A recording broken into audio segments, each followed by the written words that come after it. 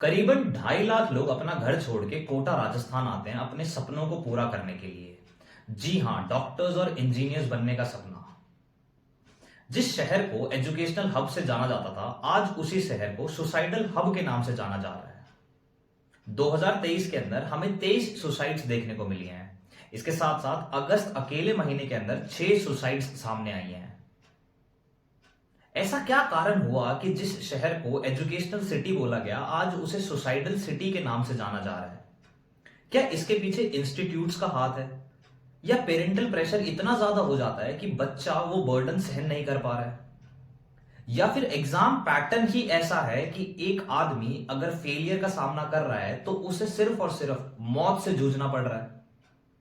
इन सारी बातों को आज विस्तार से समझेंगे। आइए शुरू करते हैं।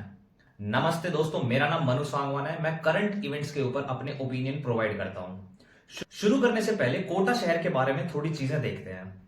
कोटा शहर चंबल नदी के पास बना हुआ है। 1988 में यह शहर इंडस्ट्रीज के नाम से जाना जाता था, लेकिन आज के दिन ये एक एजुकेशनल हब से जाना जा रहा है। सबसे पहले कोचिंग्स या इंस्टीट्यूट्स की बात करते हैं। देखो, कोटा शहर के अंदर 200 से ज्यादा इंस्टीट्यूट है। इसके अलावा पर्सनल मेंटर्स भी अलग से हैं। हर कोचिंग संस्थान के अंदर 3 तरीके से कोचिंग दी जाती है। पहला, फाउंडेशनल बैच, जिसके अंदर 6th से लेकर 10th क्लास के एस्पिरेंट्स आते हैं, कोचिंग लेते हैं और एग्जाम क्लियर करते हैं। दूसरा, रेगुलर या रनिंग बैच, जिसके अंदर 11th और 12th का स्टूडेंट कोचिंग लेता है और फिर 1-1.5 साल के अंदर एग्जाम में अपीयर होता है। और लास्ट, ड्रॉपर्स बैच, जिस बच्चे ने 12th कर ली है, उसके बाद उसने कोचिंग में जाने का सोचा और अब वो एग्जाम में अपीयर होगा। ये तो कोचिंग देने की बात हो गई। इसके साथ साथ हर एक स्टूडेंट के पास 3 आईडी कार्ड होंगे। पहला आईडी कार्ड ये बताएगा कि उस स्टूडेंट की आइडेंटिटी क्या है। दूसरा आईडी कार्ड ये बताएगा कि उस स्टूडेंट की अटेंडेंस कितनी है। और तीसरा, सबसे इंपॉर्टेंट आईडी कार्ड, वो ये बताएगा कि इस स्टूडेंट को एक्स्ट्रा फैसिलिटीज क्या क्या मिलेंगी। जैसे अगर किसी स्टूडेंट के पास 3rd आईडी कार्ड है तो उसे स्टार बैच में डाला जाएगा और उस स्टार बैच में कुछ एक्स्ट्रा फैसिलिटीज होंगी, जैसे लाइब्रेरीज, लेबोरेटरीज, बेस्ट टीचर्स। अब देखो होता क्या है। सपोज करो किसी स्टूडेंट ने कोटा के अंदर कोई इंस्टीट्यूट ज्वाइन किया, तो जैसे वो इंस्टीट्यूट ज्वाइन करता है, एक टेस्ट होता है, जिस टेस्ट के आधार पे हर स्टूडेंट को सेग्रीगेट किया जाता है अलग अलग सेक्शंस में। जो स्टूडेंट टॉपर्स होते हैं उनके लिए एक सेक्शन बनाया गया अलग से, जो एवरेज होते हैं उनके लिए अलग से, और जो बिलो एवरेज है उनके लिए अलग से। हर इंस्टीट्यूट को यह पता रहता है कि हमारा टॉपर्स का सेक्शन सिलेक्शन प्रोवाइड करेगा, इससे नेक्स्ट ईयर आने वाले स्टूडेंट्स की संख्या में बढ़ोतरी होगी। इसीलिए टॉपर्स बैच वाले सेक्शंस को टीचर्स बेस्ट प्रोवाइड किए जाते हैं। ये कहीं ना कहीं अनइक्वालिटी वाली बात हो गई। अब कोचिंग्स इतना ज्यादा बर्डन डालती हैं स्टूडेंट्स के ऊपर, ना ही तो वो घर जा सकते हैं, ना ही वो किसी और कल्चरल एक्टिविटीज में पार्ट ले सकते हैं, ना ही उनकी हेल्थ इतनी सही रहती है। डेली डीपीपीज के कारण 16 से 17 घंटे वो आदमी रोज पढ़ता है। इससे कहीं ना कहीं इतना ज्यादा डिप्रेशन आ जाता है एक एस्पिरेंट की लाइफ में, वो ना तो अपने घर वालों को बता सकता है, ना ही किसी के साथ शेयर कर सकता है। इसके साथ साथ एक और चीज शुरू हो रखी है मार्केट के अंदर, जिसका नाम है डमी स्कूल। यानी कि बच्चे कोचिंग्स में एडमिशंस ले लेते हैं और स्कूल्स में भी एडमिशन लेते हैं, लेकिन जाएंगे सिर्फ कोचिंग में। यानी कि स्कूल में एडमिशन सिर्फ इसलिए लिया ताकि वो बोर्ड्स के एग्जाम में अपीयर हो सकते हैं, लेकिन वो पढ़ कहां रहे हैं? कोचिंग्स के अंदर। अब होता क्या है, इससे एक आदमी जो अपनी ऐसे टीन एज में होता है, जिससे उसे पर्सनालिटी डेवलप करनी चाहिए, वो सिर्फ और सिर्फ पढ़ाई के बोझ से दबता हुआ चले जाता है, और ये प्रेशर डिप्रेशन का कारण बनता है। अगला जो बर्डन एस्पिरेंट पे आता है वो आता है पेरेंटल प्रेशर का। देखो होता क्या है, मैं आपको सिंपल वर्ड्स में समझाता हूं। सपोज करो कोई एक स्टूडेंट है, वो 6th से लेके 8th तक कंसिस्टेंटली बिलो एवरेज था, लेकिन 8th में उसने अपनी पढ़ाई इंप्रूव की और अब उसके परसेंटेज 95-100 के बीच में आ गए। तो इससे पेरेंट्स की एक्सपेक्टेशंस बढ़ जाती है और वो ये सोचते हैं कि हमारा बच्चा आईआईटी और मेडिकल तो निकाल ही लेगा।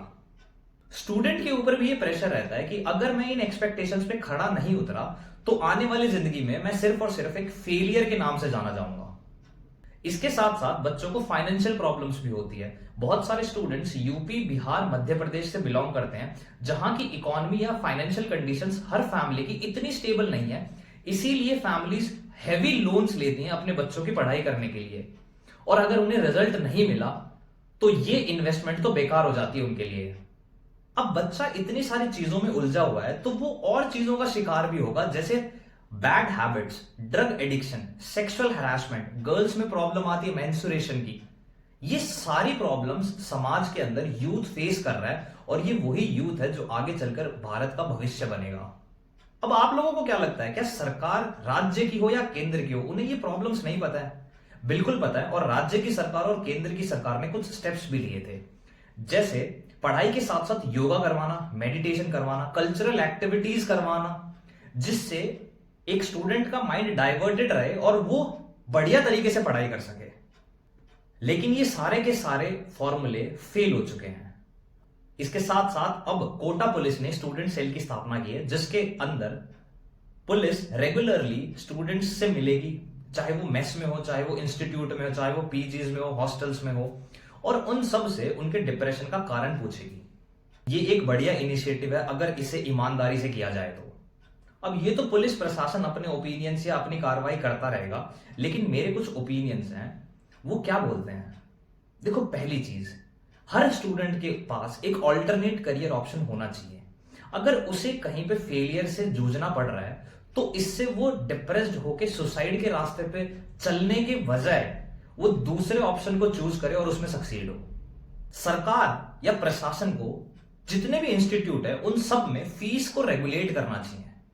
बहुत ज्यादा फीस होने के कारण बच्चे को फाइनेंशियल प्रेशर आता है। इतनी कम एज के अंदर इतना ज्यादा कंपटीशन फेस करना अपनी आप में एक बहुत बड़ी चुनौती होती है। इसीलिए एग्जाम पैटर्न में कुछ बदलाव करने चाहिए केंद्र की सरकार को। बाकी आप लोगों ने छिछोरे मूवी तो देखी है, उस छिछोरे मूवी का एक डायलॉग आप लोग हमेशा अपने साथ लेके चलो, हम जिंदगी की हार और जीत, सक्सेस और फेलियर में इतने उलझ गए हैं कि जिंदगी जीना भूल गए हैं। इस जिंदगी में सबसे इंपॉर्टेंट जो चीज है वो जिंदगी है। धन्यवाद। अगली वीडियो में आपसे मुलाकात होगी।